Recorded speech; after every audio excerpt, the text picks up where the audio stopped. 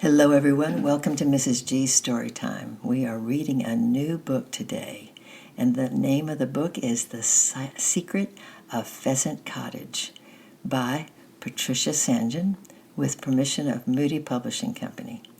Chapter 1, Awkward Questions. I can clearly remember the first time I really began to wonder about the mystery that surrounded my early life. I was at kindergarten, sitting with my friends under an apple tree in the playground. It was a perfect morning in May, and we were drinking mugs of milk at break time. "Lucy, why do you live with your gran? Why don't you live with your mom and dad like everybody else?" Harvey Chatterling Fowkes fixed his Google eyes on me as he asked his question. I had to think of an answer quickly and looked around hopefully for Miss Hunt, my teacher, thinking she could help me, but she had gone to look for someone in the cloakroom.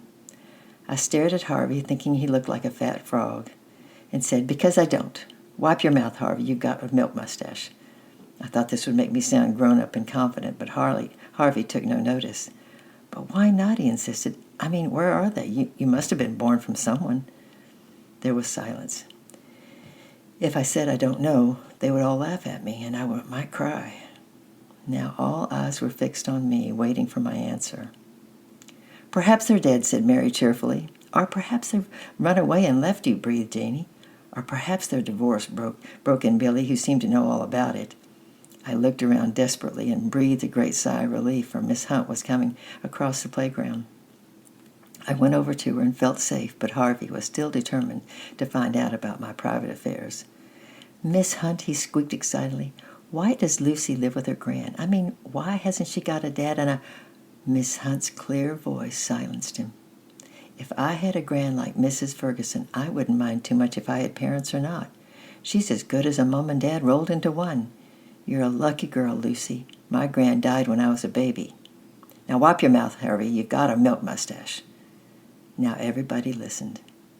Since it's the 1st of May, everybody immediately forgot about me being parentless as we fixed our eyes on Miss Hunt, wondering what delight she was going to surprise us with because it was the 1st of May.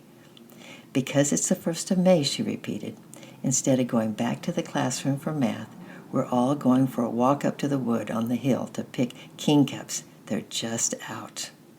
There was a shout of joy as 16 happy children raced towards the meadow. Miss Hunt walked behind, and I trotted quietly beside her, still feeling rather shaken. I knew now that Harvey's question had been there for a long time, buried deep and never asked. Now, all of a sudden, everyone had asked it, and there was no answer. I knew that I'd always lived at Pheasant Cottage with Gran, and a long time before that there had been somewhere else, where a very tall man had carried me in his arms, and I remember very clearly that they had once gone down on all fours and let me ride on his back. As I grew older, I used to wonder if he could have been my father, but strange to say, I had never asked. "I'll ask Gran today," I said to myself, and then forgot all about it in the delight of the outing. Miss Hunt was in front now because the hill was steep for small legs. She looked like a Pied Piper with all her class puffing and hurrying behind her. But she called back exciting instructions. "See how many different kinds of wildflowers you can find. Not all dandelions, Sally. Look very quietly in the hedges. You might see a nest. Harvey, stop chattering. We want to listen to the birds, and you're frightening them all away. Now stand still, everybody. You too, Lizzie. Stop jumping up and down. Now be very quiet. Can anyone hear that thrush singing?" Then we plunged into the oak wood, and I was the first to spot a gleam of gold in the shadow and shouted, "Kingcups!" Everybody broke into a charge through the undergrowth, but Miss Hunt shooed us back and onto the path so that we didn't get stuck in the swamp. But there were plenty of flowers to be reached from the path, and we returned home later with muddy feet and pollen-powdered noses.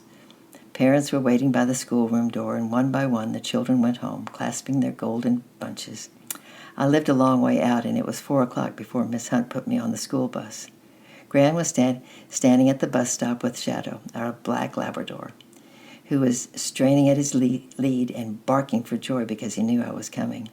We usually chased each other madly home, but Shadow must have been disappointed that afternoon because I did not feel like playing. I walked quietly beside Gran, hugging my kingcups, and then suddenly I asked my question. "Gran, why do I live with you and Grandpa? Didn't I ever have a mom and dad? Most of the other children have them. It seemed very quiet after I spoke. I could hear a bee buzzing in the lilac tree and a blackbird singing, and at last Gran answered, "Your mommy was my dear daughter Alice, Lucy. She died when you were a tiny baby and there was no one else to look after you. So Grandpa and I took you as our own little girl." "But didn't I have a daddy?" I persisted. "Why didn't he look after me? Is he dead too?"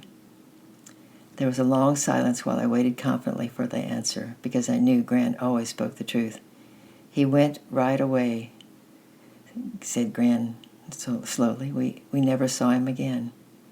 "He would not have looked after you properly, Lucy. You belong to us now and always will, just as though you were our own little girl. Look, there's Grandpa. He's seen us." We had reached our garden, and by the way she changed the subject and pressed her lips together, I knew that I was not expected to ask any more questions ever again. I did not mind. A delicious smell of baking came from the cottage, and Grandpa waved from his vegetable patch, his rosy face beaming a welcome. Home was a perfect place. What did I want with a father? I really didn't need one. Yet somehow the old faraway memory puzzled me and wouldn't go away. For if that tall man had been my father, then he would not have been completely bad, or he would not have held me in his arms, nor would he have gone down on all fours and let me ride on his back.